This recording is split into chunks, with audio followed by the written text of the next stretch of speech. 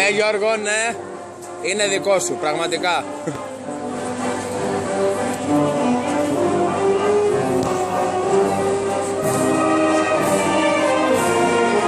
Πάμε Γιωργάρα.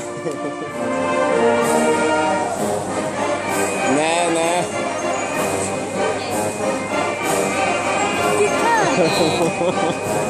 Πάμε, ναι. Ναι.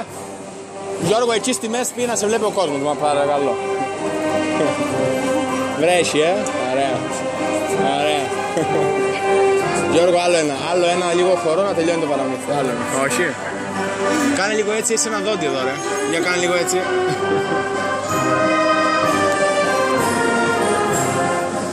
Και το μπριζολάκι να σπάσετε μέσα.